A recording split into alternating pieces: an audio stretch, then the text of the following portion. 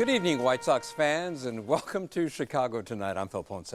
On this Tuesday, October 25th, the Democratic and Republican candidates for Illinois Comptroller join us to make the case for why they deserve your vote. People today are confined in the Cook County Jail for one reason only, because they can't afford to pay a monetary bail. Should the practice of assigning bail to defendants go away? Why a growing group of stakeholders and public officials say most defendants should simply be let out for free. After high school, I told myself, okay, I'm just gonna take a little break. And 1 year came 2, and 2 became 3. Though community college is expected to last only 2 years, it is a long road for many students. A look at how some students are getting support along the way. When is Less More? A new book highlights the pros and cons of helicopter parents who hover even into college. And you react to our story about the closing of Chicago emission testing facility in tonight's feedback. All that and more next on Chicago Tonight.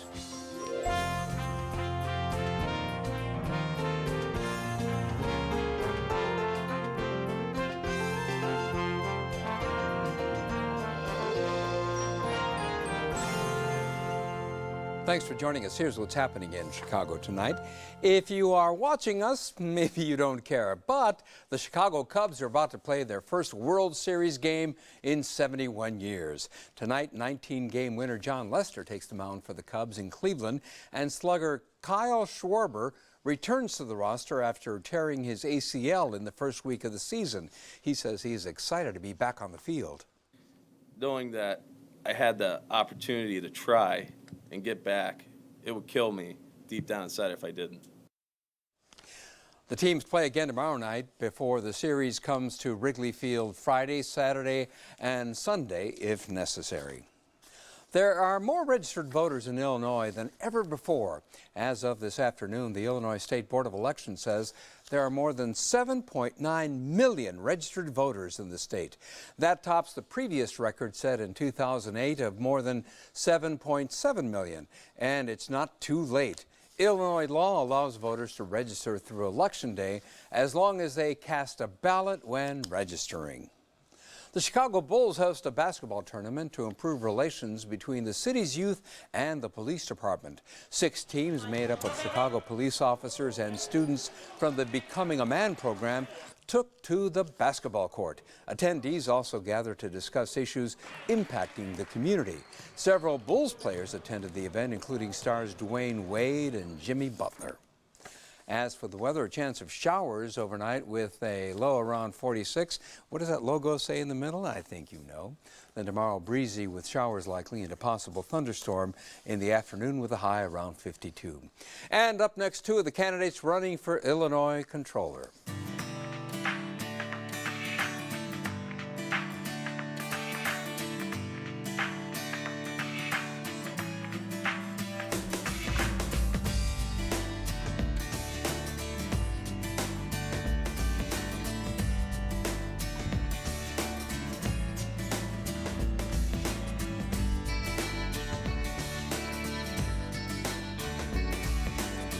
$9.5 billion. That is the current backlog of unpaid bills facing the state of Illinois, according to the state comptroller's office.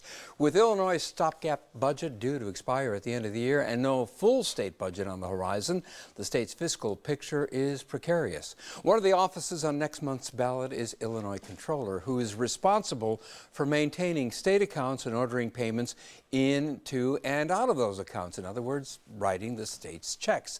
2 candidates running for Illinois Comptroller join us now. Democrat Susana Mendoza, former state representative and current city clerk of Chicago. And the current controller, Republican Leslie Munger. She's a former business executive who was appointed after the death of Judy Barr Topinka. This program is being live streamed on our website for those outside our viewing area or without a TV. And welcome both of you to Chicago Tonight. And first of all, just to clarify, Leslie Munger, you were telling me before we went on the air that even though it's spelled comptroller, that the common usage is controller, so let's go with common usage. And I'll begin with the incumbent. You've described dealing with the state budget crisis as triage. Explain what you mean and why that has been your approach. Well, normally, if we have a budget in place, that's the legal authority for me as the controller to pay the state's bills. Without a budget, we're running our state via court orders, consent decrees, continuing appropriations that provide the legal authority to make payments on behalf of the state. But the courts don't tie any payments to what our actual revenues are coming in. So every month we spend money that we do not have. On average, somewhere between $400 to $500 million more goes out every month than comes into the state. So how have you decided which checks to write and which checks to hold back? So I work really hard to try and pay them in a first in, first out basis as we can, although we need to prioritize payments required by the court orders. There are pay dates for our debt on our service on our debt, on school payments as an example. There are various developmentally disabled. Those get paid first. And then after that, we pay as we can in line, but we've been prioritizing in my office payments to human service organizations that literally are about to close their doors to try and keep them open. Susana Mendoza, is there anything you would have done differently than Controller Munger to deal with the state's financial shortfall? The fact that if you're writing checks and there's very little in the account, which checks do you write first? Sure. Well, certainly I would not have prioritized paying bonuses to. Just this week we found out over 1,100 state employees, per the direction of Governor Rauner, received bonuses upwards of $3 million. And back in August, the comptroller also approved bonuses for IDOT employees totaling over $4.1 million at the very same time that she's telling people that there's no money for social services. So it is an important office because this is taxpayer money. And not only should we have an independently elected comptroller who will be a fiscal watchdog, but also somebody who's running that office with a moral compass, who understands that the most vulnerable people in the state of Illinois should really be prioritized, certainly over anybody receiving a performance bonus at a time where we're in our worst fiscal crisis of all time. How about that, Leslie Munger? The Rauner administration is giving one-time bonuses totaling $3 to $4 million to non-union workers whose bosses say they're doing exceptional work. Is it okay to do that at a time when the state is billions behind on its bills? Perhaps Susana doesn't understand what the role of the controller's office is in actually paying the bills. The payroll tapes come into our office. We don't know what is in those tapes. We don't. That is up to the individual agencies and various groups to decide what they are paying. And once those come in, I have to run it because I'm under court order to pay all state employees on those various timetables. Including bonuses? Yeah, because those come in, there's no clarity in the tapes as to whether it's a bonus or not. Those are decisions made in the individual offices by the agencies and the governor, or if it were the attorney general, any of their groups. Those payrolls come in a total group. There's no way to determine which is a bonus, which is pay. Susana and so Mendoza? you have Yes, bound thank to you, pay Phil, those. because I actually do have a very good, solid understanding of what the office does, because one of my key advisors happens to be former Comptroller Dan Hines. And one of the first things that I will do when elected comptroller is what she could have already done but hasn't, and that's to issue an accounting bulletin to every single state agency and ask them for full transparency in how much money is being spent on base salary and how much money is being paid out in bonuses. That could have been done, it should have been done, but frankly, it's Governor Rauner who's running this office. She just accepted from the person who she's supposed to be a checks and balance to last week, a check for $1 million. By Constitution, the Illinois Comptroller's office should be an independently elected office that serves as a watchdog over other executive officers. This is really unbelievable. How about that, Ms. Munger? You've accepted $7 million from two of Governor Rauner's wealthy backers and $1 million from the governor himself. How can you act independently in light of that financial support? Well, first of all, some of that money was transferred out to back to the party and to other candidates. like to It's not all coming into me. My opponent has actually received several, excuse me, I'm speaking. My opponent has actually received plenty of money from special interests herself, including contracts that she's gotten, money from companies she's given out contracts to, and money from Speaker Madigan himself. That's not true. With respect to the Illinois Democrat Party is run by Speaker Madigan. It's not. Can I please Okay, finish? sure. I was quiet like when to you were address that. speaking. With respect to my independence with the governor, I've actually stood up to the governor right away when I took office. He asked me to withhold fair share union dues. I told him I couldn't do that. I stood up to the attorney general. when I went to court to make sure that we could pay state employees. And she sued me to stop. I went in with my own lawyers, and we're paying state employees because I went to court for that. Okay, a couple of examples, a quick response from Susana Mendoza. Well, again, first of all, I have not accepted money from Speaker Madigan. Yes, you and have the the Illinois entire Democrat Illinois Party. GOP is funded 99% by Governor Rauner, whereas the Democratic Party of Illinois, who has supported me, is funded by over thousands of people who support democratic principles, not fully or even partially funded by the Speaker. But hold on. Okay, hold on. To that point, because yes. according to your reports, you have received campaign funds Not from from Speaker Speaker Madigan's Madigan. Democratic Party of Illinois and various labor groups. To what extent does that compromise your independence? It does not, because the Democratic Party of Illinois is not the personal piggy bank of Speaker Madigan, unlike the Illinois GOP, which has also given her money. That is funded by thousands of Democrats who believe in core democratic principles. Speaker Madigan's campaign funds have not contributed to my account, nor have I asked them. But even if they had, which they haven't, it is not the job of the comptroller to serve as a checks and balance on the legislative branch. By Constitution, that office was created to serve as a checks and balance on the governor. It is not an office that should be receiving checks into our campaign accounts by the very person we're supposed to oversee. And I'd like to talk about the fact that on this show, Comptroller Munger has just admitted that she is allowing her campaign account, Citizens for Leslie Munger, to be used as a legal laundering mechanism. So not only has she gone from being the state's chief fiscal officer, she's now admitted to being the state's chief fiscal launderer, like to and make that's a point. unacceptable. Okay, The how about laws that? that I'm following Because you on- have been criticized for shifting roughly $3 million from your campaign fund to the campaign fund of other candidates to avoid campaign finance limits. The Sun-Times editorial said it was not illegal, just lousy. It's Lousy? not illegal because Exactly. Susana Mendoza voted for the law that allowed that. That was not the was- legislative yes, it intent. was. The legislative intent. Hold on, let her answer, and I'll get back to you, Sure, Ms. thank you. Mendoza. Thank you. So it has been normal. In fact, everything I've done has been completely transparent and completely legal under the Illegal, law. correct. Yeah. Completely legal. Okay. Passed. That's what I said was legal. Completely transparent and completely legal. Following the law passed by the Democrats in the Illinois legislature a number of years ago. And it has been standard practice for money to come in through the speaker to go out to candidates all over. And I think it's important for us to remember that when this money comes in, the governor has not bought me. In fact, I'm probably the most independent person here because I don't need this job.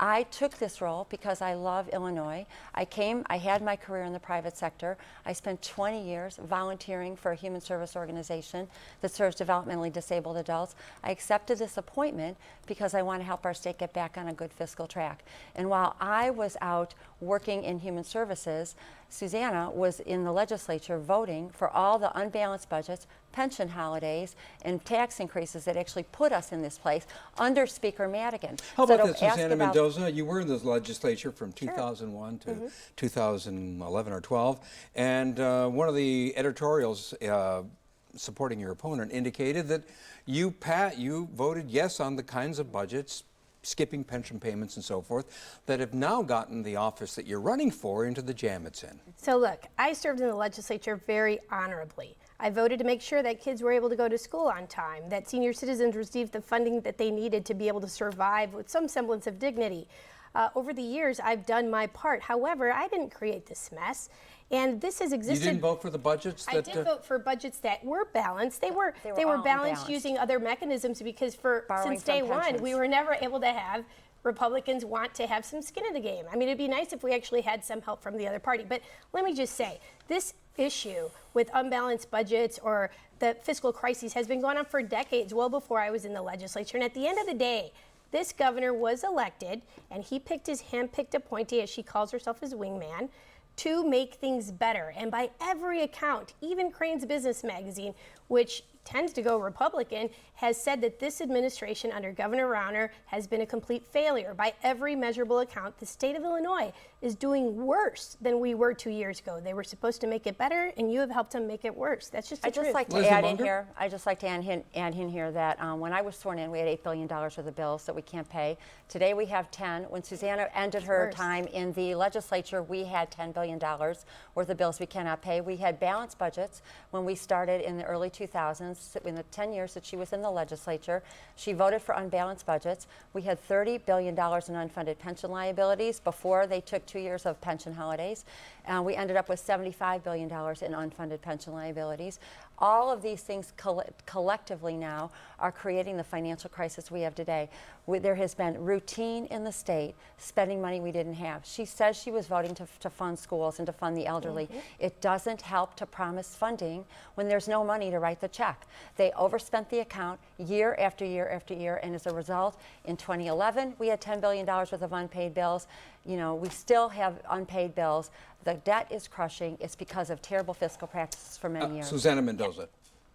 Oh, would you like me to answer that? Yeah, I think it's a great point, because here's the deal. For the last 21 plus months now, the state of Illinois has become significantly worse by every single measurable account under this current administration.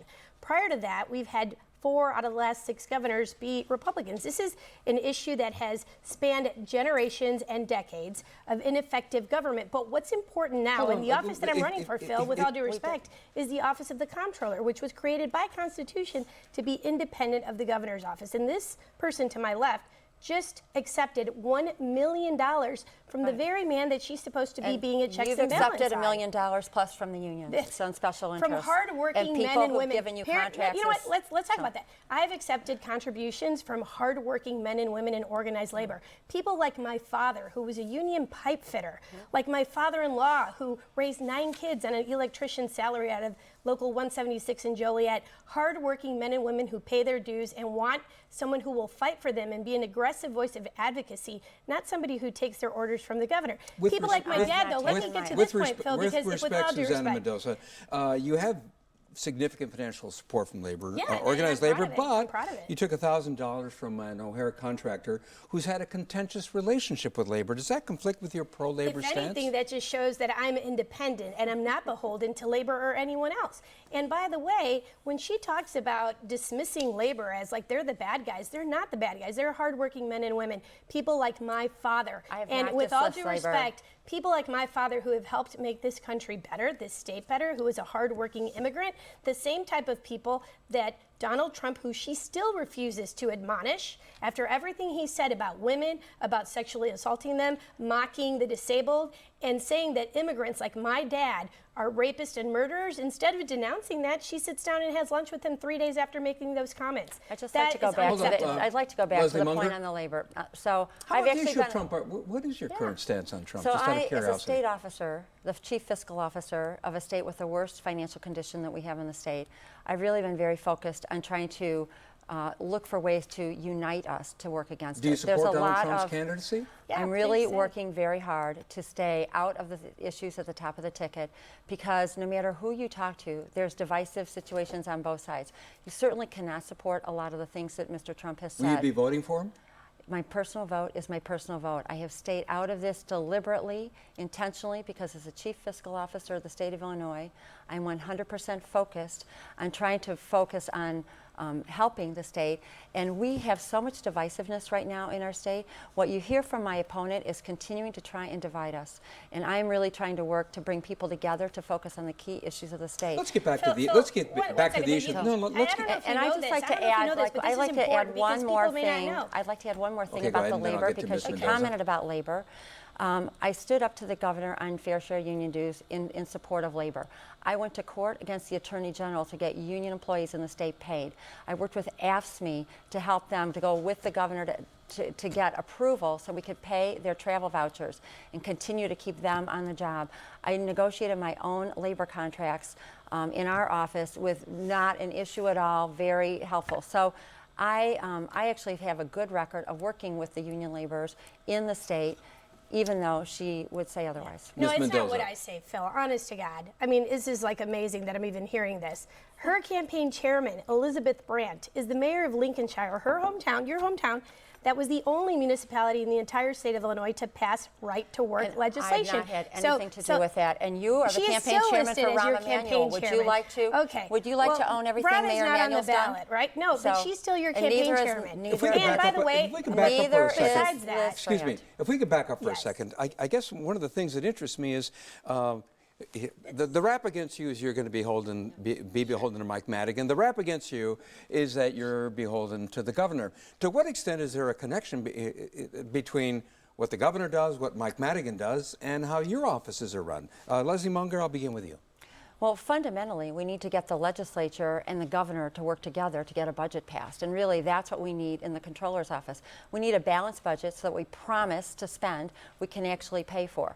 I've spoken out throughout my time as controller, asking everyone to get together. I've been very even-handed, and actually the newspapers all around the state have called me out for being very even-handed and trying to work collaboratively to get a budget put together and to help encourage that. Susana Mendoza, as a matter of fact, the political endorsements from the Sun-Times, the Tribune, have gone in the way of your opponent.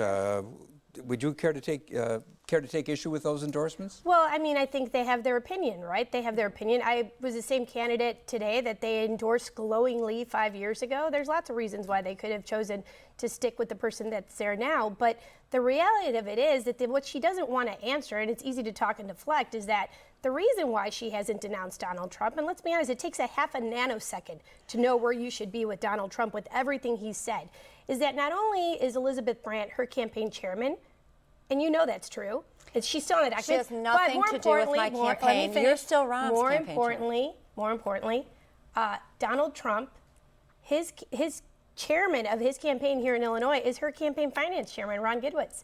And no, he's the not. Yulin family, of course he's not, right? Yulin family, who is one of her second largest contributors for $2 million, is on Donald Trump's economic team. It shouldn't take you a lot of thought to decide and tell voters honestly whether or not you're for Donald Trump. Well, perhaps you'd like to talk to one of your mentors, Alderman Ed Burke, who also does business with Donald Trump. He's not on the ballot. You and I are on the ballot. So, you know what, Let's talk Susana, about where you stand and where I stand. You are out on protesting candidates. You know, it's so not helpful to be divisive in this. I'm really trying to work to unite people in the state. This is a very divisive issue. There's a lot of craziness at the top of the ticket. Starting actually with Donald on Trump. both sides of the aisle. I think we hear that no matter what news program you turn on. I'm trying very hard to just be a leader in the state. Let's get back to something you did, Leslie Munger. That is in April. You moved to have state lawmakers wait for their paychecks along with everyone else that Illinois owes. But you waited until the state had been without a budget for 10 months. Why did you wait? I waited because we've been operating under the law passed by the legislature that ensured that they were paid every month, whether or not we had a budget. And we all saw what happened when Governor Quinn tried to stop paying the legislators. So I needed to follow the law, which I'm bound to do as a controller. And as soon as I figured out how to follow the law and yet put pay at the back of the line, I did it.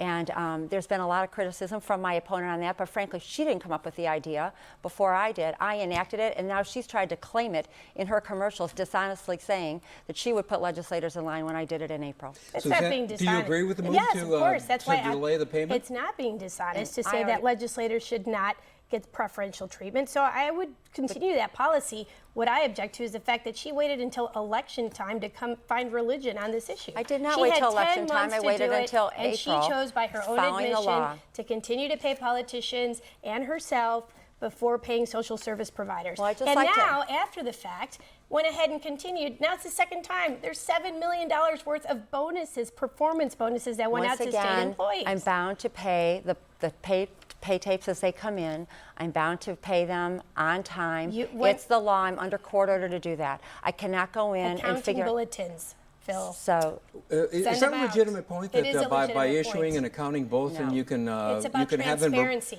You can have we're running the our agencies state break without a out. budget. We're running our state without a budget. We have no budgets. We can't close any of our books. There's no control on spending right now, which is why we need to have a budget in place. Every payment with the state makes is online. It's on our website. It's called the Ledger. People can go in and see where payments are being made.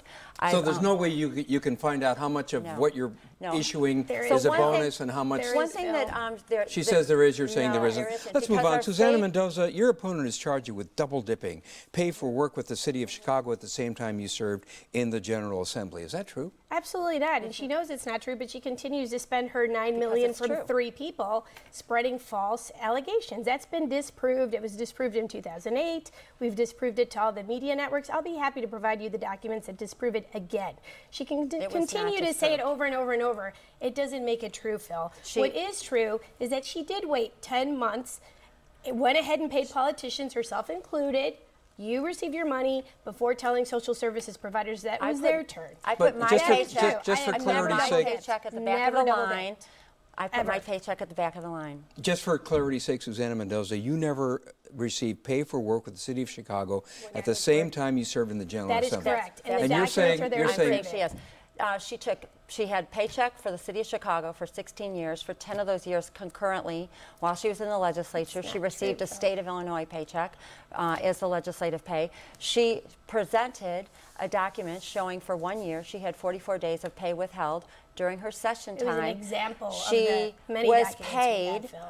nearly $60,000 in her early years as a state rep. The state rep job is not a 44-day-a-year job. and a real quick response, and then we'll move on to something Sure. else. I And have her the pensions document. built, Can I finish? I would just like to say, Sure, the go ahead. pensions that she built, the 2 pensions she built simultaneously, are consistent with being paid fully on those salaries. They're not. And I'll provide you the documents. You'll see all the proper deductions. I was never paid by the City of Chicago for days in which I was working in the legislature. I went out of my way, above and beyond what any normal person would do in documenting that. documents don't say So that. you can ignore the facts all you want. You do that all the time, Comptroller, with all due respect. But the reality of it is that she is continuing to lie. But you can buy a lot of lies with $9 million from 3 billionaires, you know? Let's move on. You both have different views on Governor Rauner's turnaround agenda, but does supporting a governor's policy priorities really have an impact on the job of Controller Munger? You know, I've been a strong proponent for some reforms, not all of the governor's reforms, but some of the reforms that we need to get our state back on track. The debt we have built right now in the state is so large that in order to get out of it, it's not just simply raise taxes like we've done before and shrink our economy.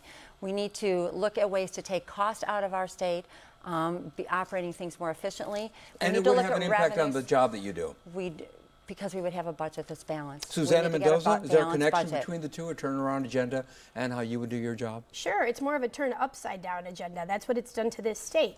And frankly, this governor, while some of his ideas, let's say they're all worthy of debate. This is a deliberative process by design, where a democracy is supposed to be taking forth an idea, debating it, and voting on it. But it should not be held in exchange for passing a balanced budget. He's not even willing to sit down with anybody to actually work out a balanced budget unless if they pass his turnaround agenda items first. And Because that's we cannot get to a unacceptable. balanced budget It's without never some of been those the changes. case. It's Phil, can I please financially speak? impossible. It's never been the case ever in the history of our state that a governor has been elected and said, you either pass what I want or I won't even think about passing a budget. And that's why 2 years after the fact, by every measurable account, the state of Illinois is doing worse than ever before in our history. Leslie Munger, polling earlier this month showed that your opponent has an 8-point advantage, though with a significant number of people undecided. Is she gaining traction with her message and you're not? That was before any of our advertising started. I think the numbers have changed and the race is quite tight right now, according to everything that we've seen. I'm sure she would probably say the same. Well, a final question. Without mentioning your opponent, Susana Mendoza, and I'll ask you the same question, Leslie Munger, why are you the right person to be Illinois Comptroller? Are you asking her? No, I'll begin with you. I'm sorry. Why am I the right person? Because Without mentioning her. Sure, okay. Because the state of Illinois is in its worst fiscal crisis in the history of our state. And you need an independent, truth-telling fiscal watchdog who has a history, as I do, of standing up to leaders in my own party, not just Speaker Madigan, but also leading impeachment efforts against Governor Blagojevich, standing up to Mayor Emanuel at the height of his popularity, and also being able to work well across the aisle, get things done. As city clerk, I've transformed the office of the city clerk, taking it out of the Stone Ages into the modern age. What was once seen as an office that shouldn't even exist is now an office that is generating $50 million in new revenue without asking taxpayers to pay more. We eliminated the hours-long lines. It's a 5 or 10-minute wait at most. I have shown that I can do more with less for taxpayers, and I'm eminently qualified, not just from my experience and relationships that still exist from my days in the legislature of working well across the aisle, but also as a tested and proven executive manager running the second largest office in the city. I'm ready for this next challenge. Comptroller Munger, why are you the right person to be Illinois Comptroller to keep your job in essence? I'm the right person because I am the most independent person here, because I'm not part of any of the problems of the past. I came into this job with 25 years of private sector business experience. I led the $800 million U.S. hair care business for Helene Curtis, and I've had to manage budgets, and I've had to deliver financial expectations for my company and for my brands. I also have spent nearly 20 years serving as a volunteer in human services, some of those years on a board of directors, and I understand personally how hard it is when our state runs without a budget on these organizations. So I bring a mix of both financial and a big heart for human services to this role. I have led by example since I've been in this job. I cut my own budget, turning back millions of dollars to taxpayers.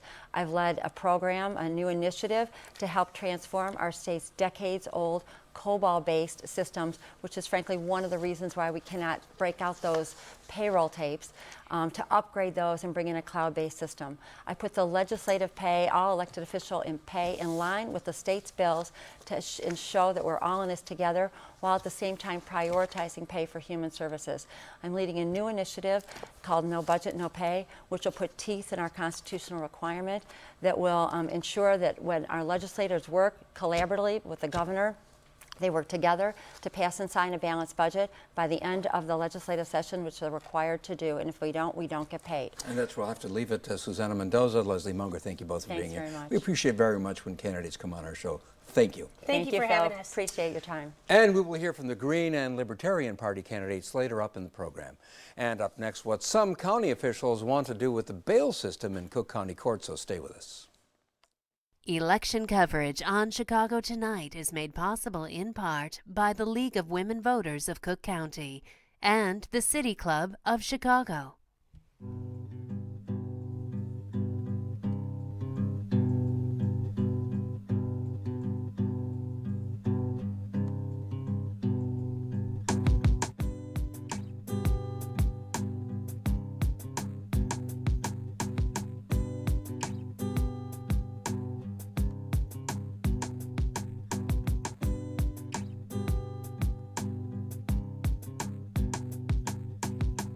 Still to come on Chicago Tonight, there is plenty of support to help students graduate high school or college, but one award-winning nonprofit is helping with an in-between group, and a new book examines parents' involvement in their daughters' college years. But first, if someone is arrested for a crime in Cook County, they are brought to a bond hearing where a judge will often determine a bail amount. But most defendants cannot afford bail. They sit in jail for months, if not years, waiting for trial, and mostly for nonviolent offenses. But what if there were no such thing as a cash bail system, and all but the most violent defendants were simply released? It's something several groups are now pushing for, and Paris Schutz reports. Lavette Mays sat in Cook County Jail for more than a year on aggravated battery